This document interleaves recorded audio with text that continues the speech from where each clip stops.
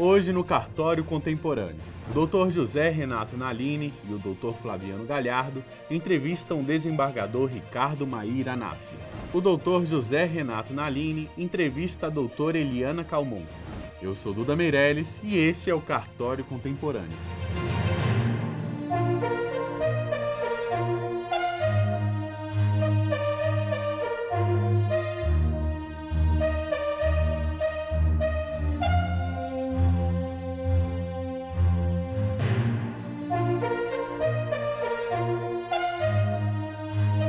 Os doutores José Renato Nalini e Flaviano Galhardo apresentam o Uniregistral Cast, o podcast da Uniregistral.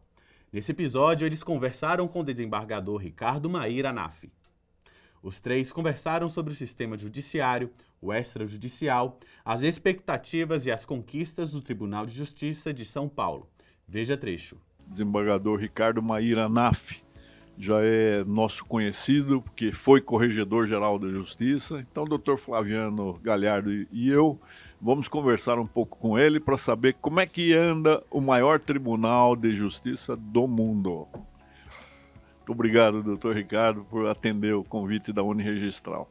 Uma honra imensa, Nalini e Flaviano.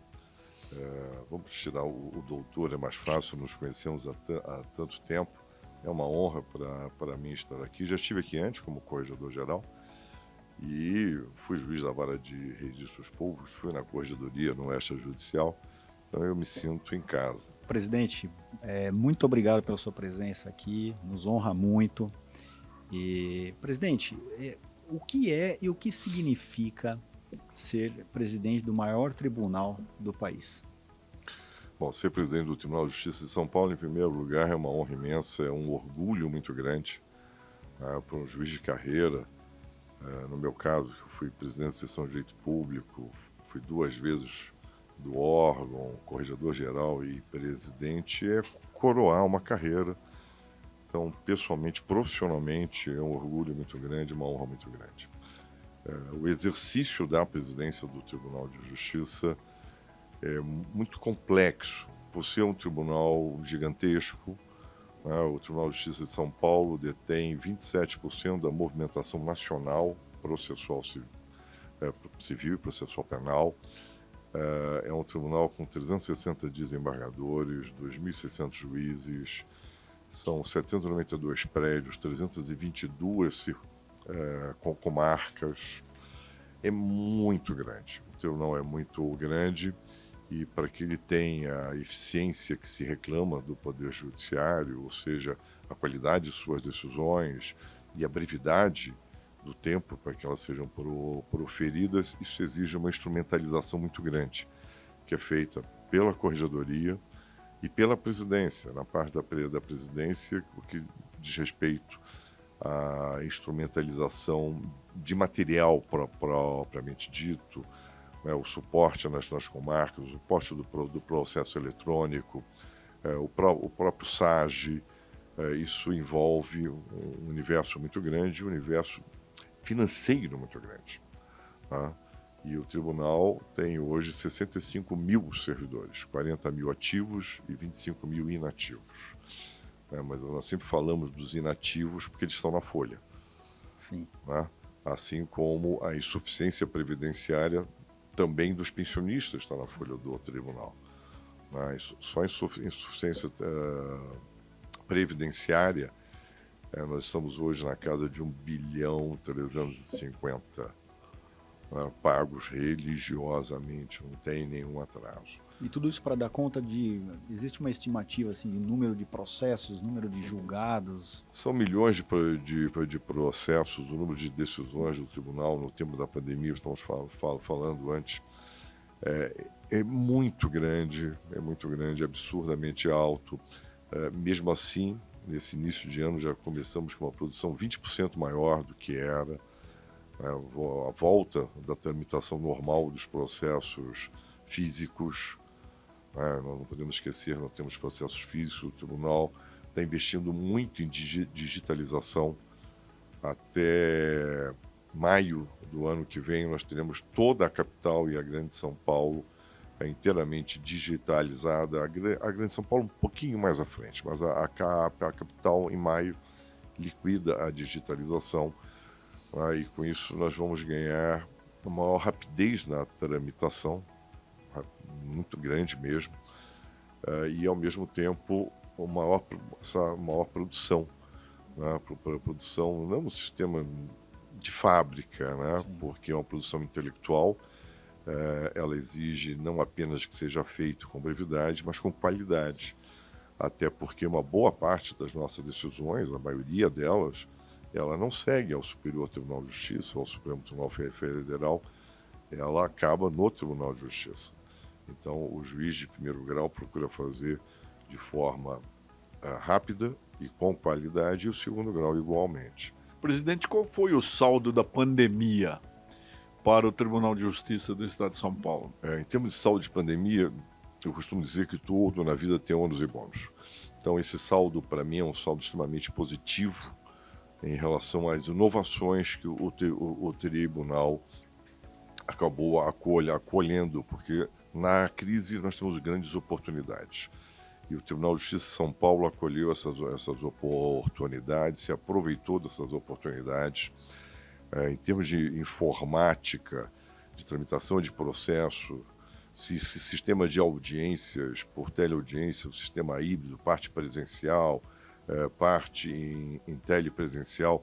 As sessões do tribunal, sob o sistema de sessões telepresenciais, o tribunal cresceu muito, muito rapidamente.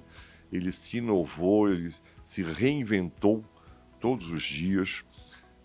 Nós melhoramos muito. Hoje, por exemplo, a audiência de réu preso, todas as audiências de réus presos são feitas sob o sistema da teleaudiência. Então eu não tenho mais o bonde para cima e para baixo. Todos lembram do bonde, né? Que transporta os réus presos, que saiu às vezes de Presidente Prudente, 6, 7 horas de trânsito, chegavam aqui, iam para um CDP, ou às vezes iam direto para o Fórum Criminal, e o juiz marcava todas as audiências para 1 hora, porque estava na dependência do bonde, a preferência é do réu preso, tá? O risco de fuga, um monte de riscos que ocorriam.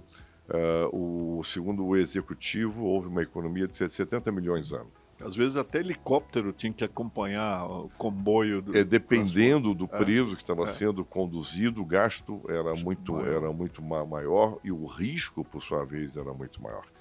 E a seu turno, para o próprio réu preso, era um transtorno, porque eram horas dentro do bonde, ele ia para o fórum, não tinha alimentação, né? Aí na hora que ele saía, ele ia para outro CDP em São Paulo, onde ele ficava 2, 3 dias para voltar ao sistema penitenciário de origem, a penitenciária de origem. Isso tudo causava transtornos no sistema penitenciário, alguns princípios de amotinamento, porque ele não voltava para aquela mesma cela. Todos esses transtornos acabaram, né? Isso está certo que era uma ideia da Corregedoria já para fevereiro de 2020, quando foi assinado o termo de cooperação. Mas em março, né, nós comentamos aqui, uma semana depois da entrevista que eu tive a honra de vir aqui para nós conversarmos, entramos em sistema de home office. Ou seja, o que era para começar em março, um pacote de projeto piloto de Campinas, se transformou no estado de São Paulo. Né? Então, isso deu muito certo, esse sistema deu muito certo. Hoje, o reflexo dele, de tudo que nós vivemos na pandemia, dessa experiência da pandemia e da necessidade de conter custeios. Né? Então, hoje nós temos um horário de fórum a partir de 1º de julho, das 9 às 5. Começamos das 10 às 6 e agora das 9 às 5. No horário concentrado, aliás, o horário do primeiro mundo, né? No primeiro mundo tudo funciona das 9 às 5. Né? Então foi implantado o sistema das 9 às 5, que é uma economia muito grande para o tribunal, uma economia de custeio enorme. Né? Nesse sistema da resolução 850, que nasce na pandemia, foi uma ideia à época da presidência, do presidente Geraldo Francisco Pinheiro Franco, que a corregedoria cuidou da parte dos juízes, em especial da parte Que é o dos juízes, home office. que é o capítulo 3º. Não toda a parte de home office, fiscalização do home office, tudo. Aquela parte foi toda feita pela corregedoria, porque toda a fiscalização é da corregedoria. Então, nós tínhamos que fazer algumas adaptações, e nesse sistema híbrido, né, que eu acabei defendendo enquanto corregedor no Fonacor, porque a maioria dos estados à época era visceralmente contrário ao sistema híbrido. Eles queriam a volta plena do sistema presencial, né, o que é um problema muito grande, quer porque as pessoas, juízes e servidores se acostumaram com esse sistema. Então eu preciso, no mínimo, de uma norma de transição. A outra, porque se mostrou eficiente. Ela se mostrou eficiente em termos de produção, de qualidade de produção, e, ao mesmo tempo, de uma economia de custeio para o tribunal enorme, né? E essa é uma economia de custeio fundamental. Agora nós precisamos trocar os nossos computadores. Geralmente se troca a cada 3 anos, 4 anos se troca. O tribunal troca a cada 8. O data center, que o prazo de vida é de 5 anos, nós trocamos com 8 anos. Por quê? Porque nós não temos condições de fazê-lo antes, né?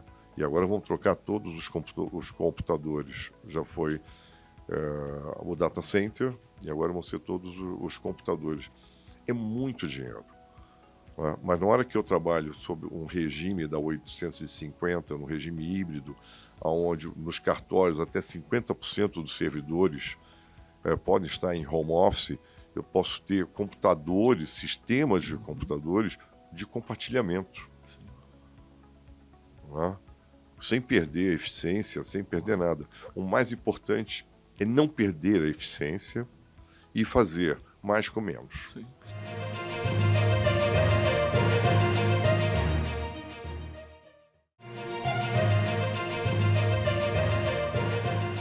Isso não é só o universo jurisdicional, mas uma cidade como São Paulo, e há muitas grandes cidades no estado de São Paulo, a mobilidade, aquilo que se economiza em termos de transporte, de combustível, de trânsito, tudo isso há de ser considerado, não é? Tem que levar tudo isso em consideração, mas ao mesmo tempo, por que do regime híbrido?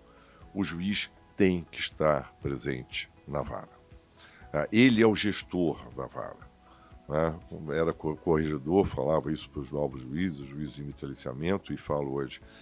O juiz tem que conhecer os seus servidores para extrair o melhor de cada um, conhecer as deficiências de cada um, como corrigi-las, e isso exige presença, tá? Essa presença é muito importante, e quando o juiz é um bom gestor, e nós costumamos falar isso, né, na Aline bem sabe, o cartório é o espelho do juiz. Sim. É um bom juiz, eu tenho um bom cartório. E para que eu tenha esse bom cartório com um bom juiz, ele tem que ser gestor, né? Hoje em dia, aquela ideia que quando nós entramos na magistratura, você se preparava para ser juiz, para prestar jurisdição, o dever do Estado, né? Pacificar conflitos. Aí você chega, você tem que gerir cartório.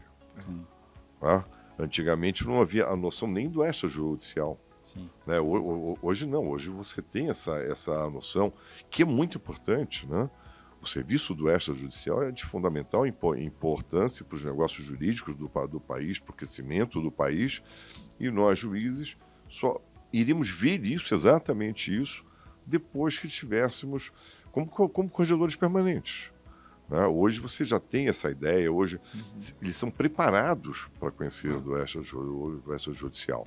Então, o tribunal mudou muito da época que nós entramos, né, para hoje. Hoje o tribunal está se aperfeiçoando a cada dia, né, com uma velocidade muito grande, por causa da informática. É só olhar, e não é nada em relação a 14, 15, o Naline era presidente, eu era presidente de seção de direito público, nós não chegamos aos pés do que é hoje. Mas se nós olharmos, em especial, não para o doutor Flaviano, que não tem neto, mas eu e o Naline olhamos para os nossos netos, como eles fazem as coisas com muito mais facilidade. Sim, parece que né? já nascem com chips, né? Não é? É impressionante. Então o tribunal tem feito isso. Né? E o Tribunal de São Paulo assumiu algumas vanguardas muito importantes. Né?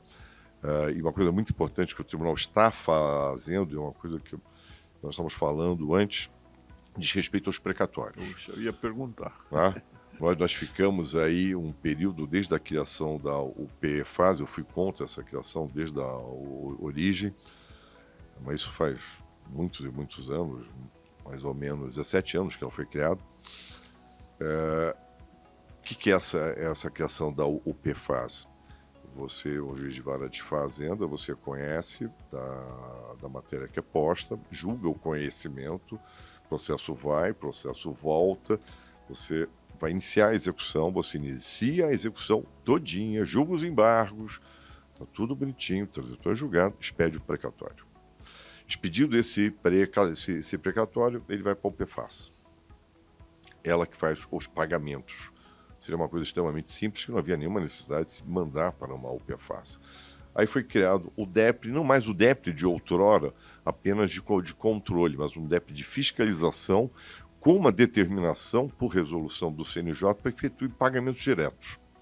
E o tribunal não tinha condições de efetuar esses pagamentos diretos por questões de informática e outras coisas menores. Com isso, o volume de precatórios é muito grande. Nós passamos a ter um atraso em pagamentos. E esse atraso chegou a 3 anos e meio. Então, o dinheiro entrava hoje, ia demorar 3 anos e meio para o exequente conseguir levantar. Com isso, o que se possibilita? Se possibilita a fraude, se possibilita as sessões a 20%. Nós passamos a ter Eu fui fazer uma visita logo em janeiro na UPFAS, tinha um balcão enorme só para atender escritórios, outros, que nem sempre não eram nem de advogados, para fazer o levantamento dos depósitos efetivados. Porque esses depósitos têm juros, têm correção monetária, e eu conseguia negociar com o exequente a 30%, 40%. Isso, para mim, como juiz, na Aline como juiz, é uma vergonha. Sim. É mais do que frustrante. Né? É uma vergonha muito grande. Vamos diminuir o número de funcionários aqui. Tinham 10, deixe 1. Eu quero 10 processando isso daqui. Né? Fizemos forças-tarefas, tudo. E agora, quando assumi a presidência, logo no dia 7 de janeiro, eu determinei que fossem feitas todas as providências necessárias de informática para que os pagamentos fossem diretos pelo DEPRE. Esses 3 anos e meio foram reduzidos para 8 meses. Com os pagamentos diretos efetivados pelo DEPRE, ao longo de um ano, nós zeramos ao PFAS. Né? E aí, passando integralmente ao DEPRE, volta esse processo de aferição, de eventual sucessão ou cessão para a vara. Eu extingo ao PFAS, tem 60 servidores ao PFAS. 60 servidores, 4 juízes. Né? E aí nós podemos colocar as varas de fazenda numa situação mais condizente com o número de servidores, número de auxiliares, porque o problema das varas de fazenda hoje é que a média é de 20 mil processos cada uma. Eu tenho vara com 64 mil processos, a 10ª vara de fazenda pública. Ou seja, eu estou tirando da UPFAS, colocando na fazenda pública, porque isso não pode acontecer. Isso se costumava dizer, não, o tribunal não paga precatório porque ele fica com o spread bancário. Sim. O que também é uma bobagem, porque a parte de precatório representa hoje 5,4% do depósito judicial. E a ideia é que não represente nada. Que a gente pague efetivamente. Isso é muito importante para a imagem do Poder Judiciário. É muito importante para a gente não passar essa vergonha, né, que é esse atraso, essa frustração que o presidente Naline mencionou. O tribunal tem agido com muita responsabilidade em relação a isso, e muita seriedade. E a ideia é acabar com isso. Né? Porque não adianta ser o maior tribunal. Nós temos que ser o melhor tribunal. Sim. E o melhor tribunal é aquele que presta jurisdição e essa jurisdição tem a efetividade. E a efetividade, no caso dos precatórios, é no seu pagamento. Não pode O ficar jurisdicionado nessa receber situação. lá na ponta. Exatamente. Enquanto o jurisdicionado não receber, não há efetividade de jurisdição. Isso é nossa responsabilidade, o tribunal tem feito de tudo. Tem feito ao longo de todos os anos. É que nesse momento nós temos mais condições de informática, mais condições de tudo. E nós temos que aproveitar isso. Sim. Então, essa é uma coisa muito importante que o tribunal tem feito. Presidente, com a sua experiência, desde a primeira vara de registros públicos, que é um grande farol que ilumina como deve ser o relacionamento entre o judiciário, que é o orientador, fiscalizador, controlador dos extrajudiciais, depois na assessoria da Corregedoria Geral, na posição de Corregedor-Geral da Justiça. Agora, como presidente do tribunal, Vossa Excelência vê um horizonte de transferência de outras atribuições para o setor extrajudicial que pudessem aliviar o judiciário para que ele melhor cumprisse a sua missão da prestação jurisdicional em vez de atribuições que poderiam ser bem realizadas pelo extrajudicial. Toda matéria que foi delegada ao extra, ele bem desempenha. Isso não há a menor dúvida, e com uma facilidade muito grande, é muito mais rápido. O tribunal hoje, as varas estão assoberbadas de processo. Ou seja, isso é matéria que há de ser estudada, sim, eu acho que vale a pena. Eles têm um ato eficiente, com controle pelo judiciário, de qualquer forma, e é muito rápido. Execução fiscal, por exemplo, não seria alguma coisa que aliviaria tanto o judiciário, aquelas milhares ou até milhões de CDAs que são jogadas em dezembro pelos 645 municípios, né? Então, em relação aos débitos fiscais, eu acho que a primeira coisa que tem que se incentivar aos pequenos municípios é o protesto da CDA.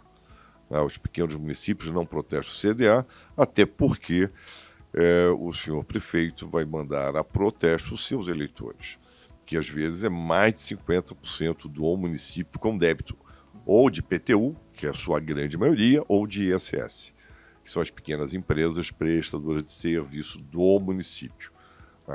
Isso é uma coisa que nós temos que ter uma cultura diferente em relação à CDA, porque na realidade está abrindo mão de receita. Ele deixa de proporcionar à população local, que ele é o alcalde, ele é o responsável administrativo, é o grande executivo, outras tantas benesses, porque não recebe o seu débito fiscal. Quer queira, quer não queira, ele depende de uma arrecadação, e alguns municípios pequenos vivem do produto da partição. E vivem do produto da partição porque eles não cuidam do seu débito fiscal. Sim. Ou seja, isso tem que mudar essa cultura. Eu acho que o Tribunal de Contas tem trabalhado dessa forma, tem recomendado que isso se suceda, porque quer queira, quer não queira, eu não posso abrir mão dessa receita fiscal. Isso, se prescrever, chega às raias da improbidade administrativa, e quando eu mando no estertor do tempo da prescrição, do lustro, é também um tanto quanto absurdo. Tanto é que a execução fiscal é cíclica, ela é sazonal, é bem isso.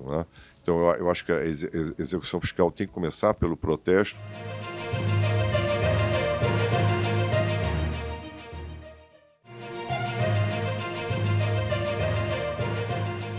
Eu teria que elaborar um pouco mais em relação à penhora e outras tantas coisas como efetivadas pelo extrajudicial.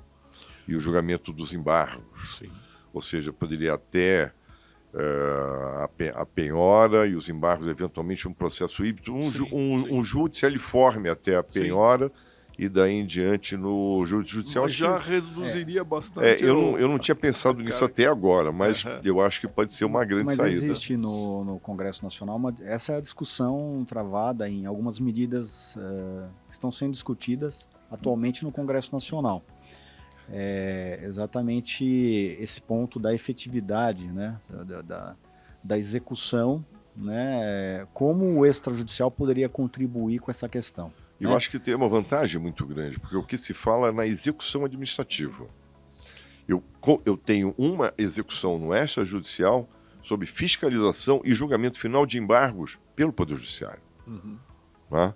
Então, eu acho que dá muito mais garantia ao contribuinte do que uma execução puramente administrativa. Sim. E outra, ela vai ser muito mais célere. Que mesmo a execução administrativa, o volume é tão grande que o Estado teria que gastar tanto dinheiro com novos servidores que não valeria a pena.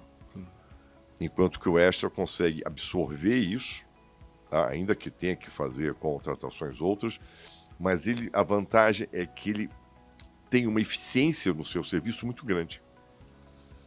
E isso vai se propagar, vai contaminar esse início de execução. E, com certeza, 50% não chega na pior. Sim. Porque ela é muito mais rápida, muito mais eficiente.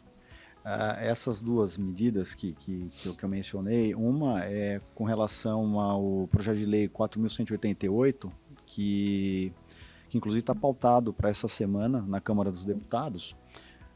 Existia lá uma emenda, uma discussão, que inclusive contava com o apoio da própria FEBRABAN, que é facultar ao exequente a execução da garantia da alienação fiduciária móvel, semelhantemente ao que acontece com a execução extrajudicial da alienação fiduciária de bens imóveis que corre no registro de imóveis, fazer o mesmo com os veículos sob a presidência do oficial do registro de títulos e documentos.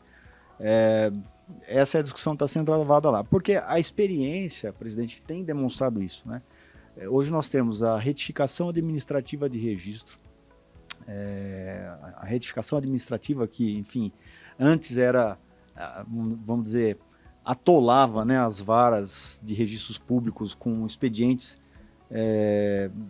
que poderiam ser muito bem ser executados e foram transferidos lá em 2004, né?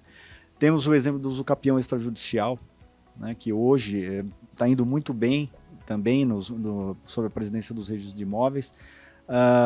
Mencionei aqui a execução da alienação fiduciária, né, estabelionaço de notas, né, inventários, partilhas, divórcio, né, hoje com uma simplificação muito grande.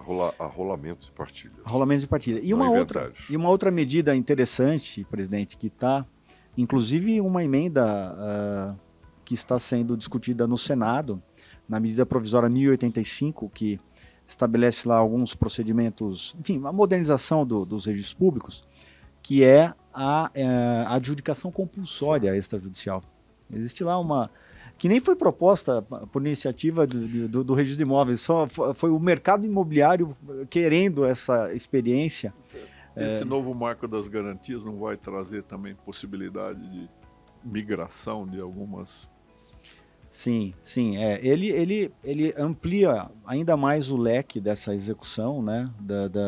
Ele potencializa o uso das garantias reais imóveis e das garantias reais mobiliárias, né? Então, quer dizer, esse é o tema, né, do momento, para desafogar, né, o Poder Judiciário e se valer da experiência, né, do extrajudicial nessa questão.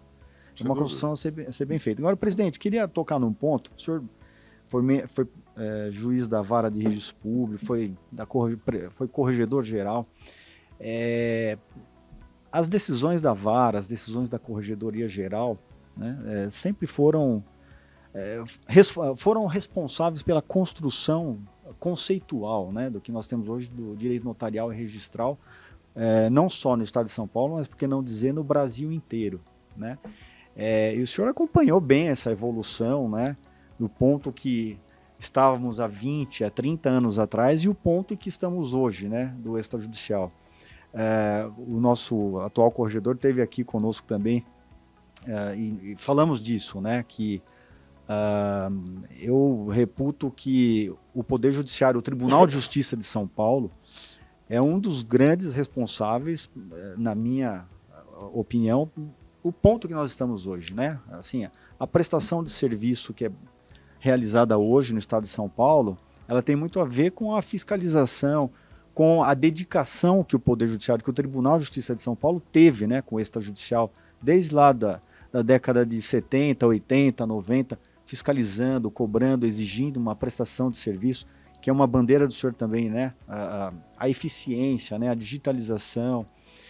Como o senhor enxerga essa evolução, o senhor que acompanhou desde lá de trás e o ponto que nós estamos hoje no extrajudicial? Eu acho que o extrajudicial tem algumas coisas. Em termos de judiciário, eu lembro do Gilberto Valente. Né? Aliás, eu estou na cadeira Gilberto Valente da academia, né? Que eu escolho ali. Ali me permitiu a escolha. Homenagem. Sempre houve um interesse muito grande pelo estudo da matéria do extrajudicial. Né? O Naline foi de registros públicos, o Narciso Orlandi, o Hélio Lobo, tantos grandes nomes, o Chicuta, Marcelo o Vito, o Marcelo Berti, que está na... Aliás, trabalhamos juntos na Vara de Registro, eu e o Marcelo, que está na Corregedoria Nacional, e levou muita coisa de São Paulo para lá. Sempre houve um interesse muito grande, um estudo muito grande. Os registradores, os notários de São Paulo sempre foram figuras marcantes. Seu pai foi uma figura absolutamente marcante, é uma figura marcante, né? De estudo, de dedicação. Tínhamos encontros do IRIB, que não eram encontros para ir para a piscina, não era um combescote, não, era um encontro de estudo mesmo. Discutir mesmo, né? De estudo. Sempre foi muito... Eu lembro que, não vou contar o estado, mas nós fomos para um determinado estado, teve um congresso do IRIB, e eu estava ao lado da Maria Helena Leonel Gandolfo, à mesa... Sucessor da Maria Helena. E eu fiquei assustado, porque não tinha um juiz daquele estado no Congresso. Né? E foi uma aula. Aquele congresso foi uma aula. Ou seja, todo esse desenvolvimento, houve uma participação muito grande dos registradores e notários e dos juízes. Né? Todos nós participamos, estudamos, procuramos desenvolver cada vez melhor. Eu lembro, em 1990, o desembargador Erpen, do Rio Grande do Sul, o Décio Erpen, que a medalha da Corregedoria, a medalha Décio Erpen, ele veio para São Paulo com a sua equipe para pegar o tomo 2, né, que eram as notas do extrajudicial, né, que é todo o regulamento do extrajudicial. Isso vai Brasil afora, e hoje com o Marcelo, nós tivemos o Luiz Paulo Allende na Corregedoria Nacional, o Marcelo Tosi, né? Então, só tem grandes nomes. E toda essa ideia de São Paulo, Braga também. o Braga, o Braguinha, né? Toda essa ideia de São Paulo acabou sendo muito difundida. Né? E aí, porque o registrador e o notário de São Paulo têm um respeito muito grande do resto do país. Né? E os juízes dessa área também, porque é uma dedicação ao longo de muitos anos. Não foi uma matéria posta de lado, não, eu sou corregedor, mas não foi isso. Foi uma dedicação muito grande. Inclusive com o concurso, né, presidente? Os concursos aqui. Disso, né? Então, eu acho que São Paulo ele é diferenciado. O profissional do extrajudicial de São Paulo é diferenciado, e os juízes, corregedores, o pessoal que trata do extra mesmo, eles são muito bons, porque eles se dedicam.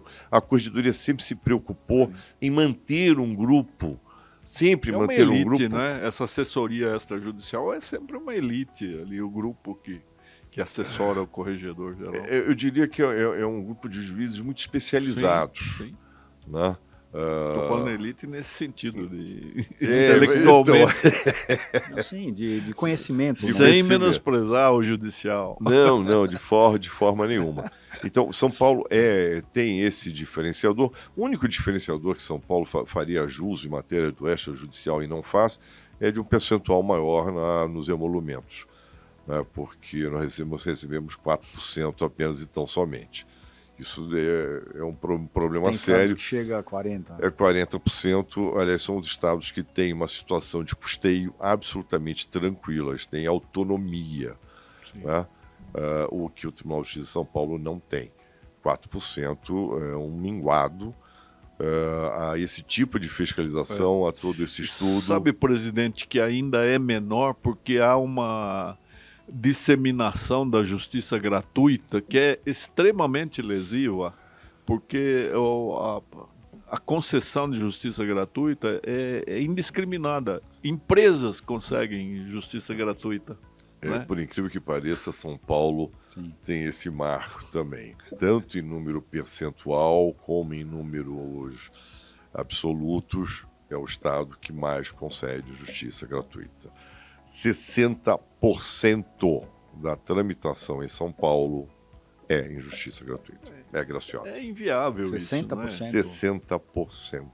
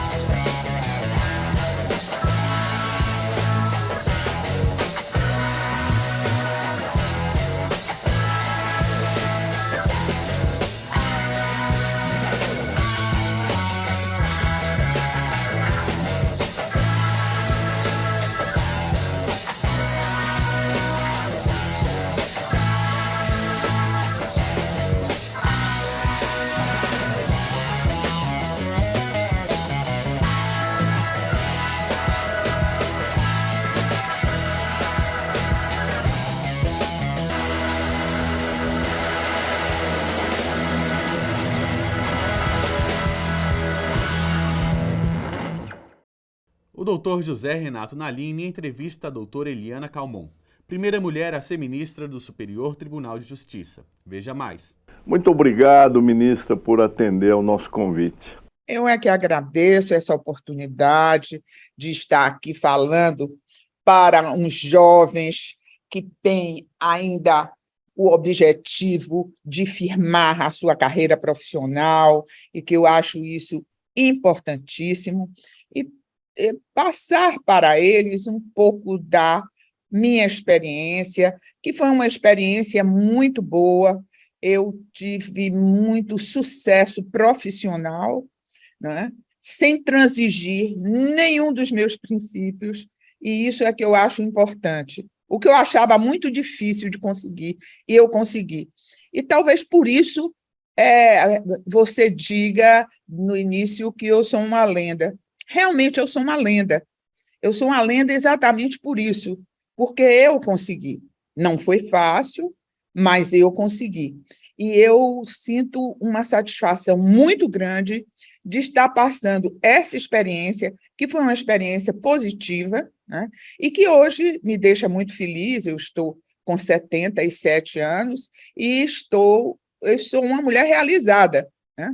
Porque eu fiz exatamente aquilo que eu pretendia fazer e dei sorte. Não é sorte.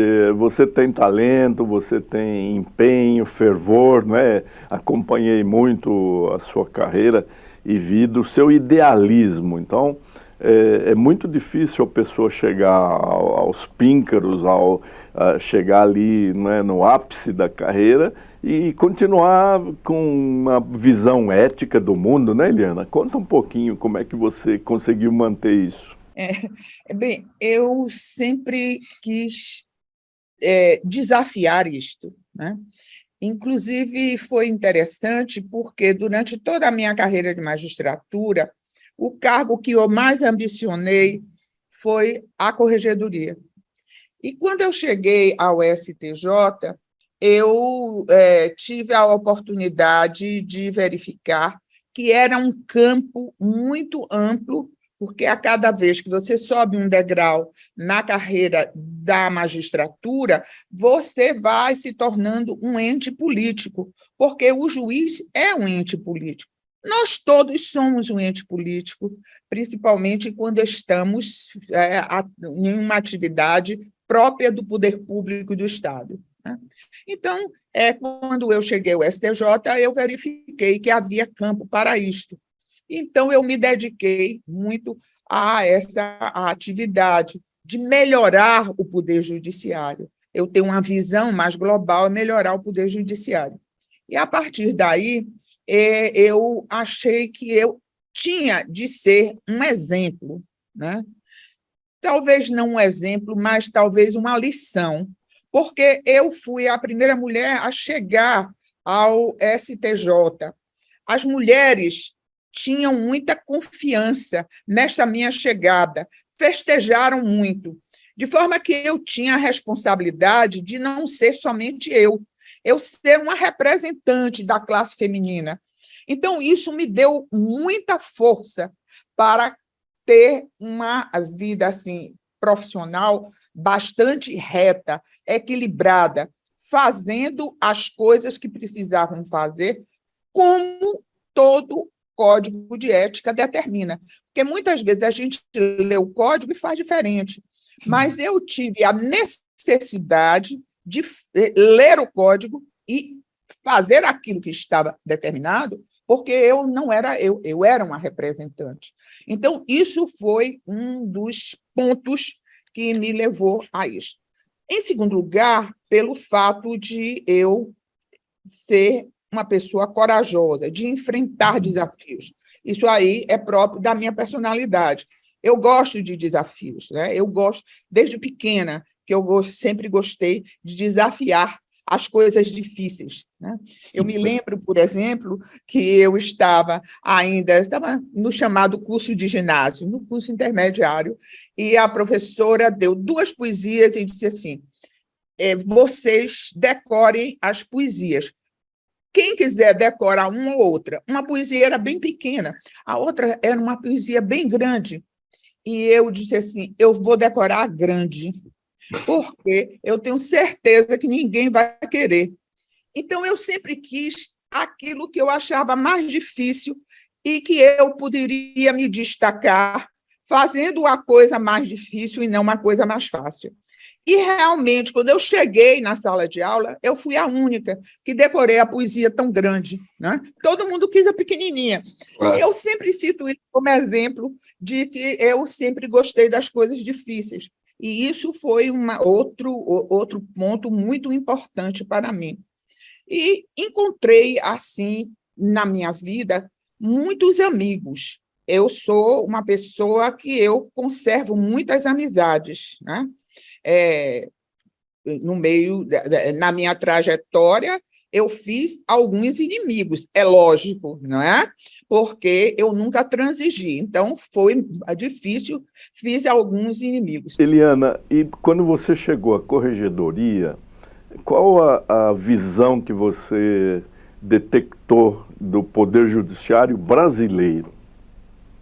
Olha, eu venho da Justiça Federal, né? Na minha carreira. Isso é para que vocês, jovens que estão me ouvindo, entendam qual foi a minha perplexidade, porque, como eu sempre fui uma gata de concurso, né? Eu já andava com todos os meus documentos na bolsa, porque se eu visse uma fila para realizar um concurso, eu descia do ônibus e me inscrevia no concurso, né? Eu fiz todos. De forma que aí eu fui professora universitária, depois eu segui a carreira de Ministério Público, eu fui procuradora da República, depois juíza federal. De forma que, como juíza federal, que era uma justiça mais, como eles diziam sempre, é uma justiça elitizada, né? É uma justiça elitizada por quê? Porque é uma justiça que lida com o Estado, com o direito tributário, com execução fiscal, você não lida com a cidadania propriamente dita, né? Você lida muito mais com empresas. De forma que, e foi uma justiça que ressurgiu depois ainda no governo militar, e foi uma justiça bem aparelhada, muito bem aparelhada, de forma que eu não conhecia bem a justiça, porque eu sempre questionei o seguinte, quando os juízes passam tantas coisas, mas eles chegam ao tribunal, por que eles não tentam mudar? E eu vivenciei isso porque, quando eu me tornei desembargadora, que se chama hoje desembargadora federal, meus colegas que discutiam comigo as agruras de primeira instância, eles chegavam no tribunal e continuavam a fazer aquilo que eles condenavam. E eu perguntava assim, e por que isso? E eles diziam assim, porque agora é diferente. Não é porque agora é diferente, é porque é um modelo, não são as pessoas. As pessoas não são ruins, as pessoas não são assim, querem fazer o mal. Não. As pessoas seguem um modelo posto, de forma que o modelo do judiciário é que eu considero, e tenho hoje certeza, depois que passei pela corregedoria, que é um modelo que tinha de ser fraturado para ser construído um novo modelo, porque o modelo é que faz tudo isso. E, em razão esse desconcerto institucional, nós temos uma corrupção grande dentro do Poder Judiciário, principalmente após a Constituição de 88. Porque a Constituição de 88 deu muita liberdade, e isso democraticamente é o que se pedia para o Poder Judiciário, e praticamente os políticos, hoje, tudo o que fazem, de bom ou de ruim, eles dependem muito do Poder Judiciário, principalmente nos estados. De forma que, a partir daí, eles políticos, levaram a política para dentro do tribunal e houve, vamos dizer assim, uma junção de uma intimidade que eu chamo uma intimidade indecente. Sempre houve este aparato, ou seja, esta aproximação do poder político ao poder judiciário, mas se fazia por uma questão de se considerar ideologicamente equilibrado, se sentia, os magistrados entendiam que aquele governo era certo, ou até por amizade, mas nunca pelo vil metal. Então, isto apareceu depois da Constituição de 88. E eu posso falar isso muito bem, porque eu sou uma juíza velha, né? Então, eu fui juíza antes da Constituição de 88, né? Antes, ainda no governo militar, e a posteriori. E cheguei até o Superior Tribunal de Justiça, de forma que essa minha trajetória me deu assim, a oportunidade de eu ver o antes e o depois, né? Então, eu posso contar o que era antes do que era depois, tanto como procuradora como juíza. E, realmente, aquilo que nós festejamos tanto com a Constituição de 88 terminou sendo uma coisa muito ruim, porque houve a entrada da corrupção dentro do Poder Judiciário. E esse foi o Cartório Contemporâneo de hoje. Perdeu alguma parte desse programa? Temos uma reprise toda segunda-feira, 19 horas, na TV Justiça ou no canal da CNR no YouTube. Nos vemos semana que vem, às 19 horas, na TV Justiça, no próximo Cartório Contemporâneo. Até lá!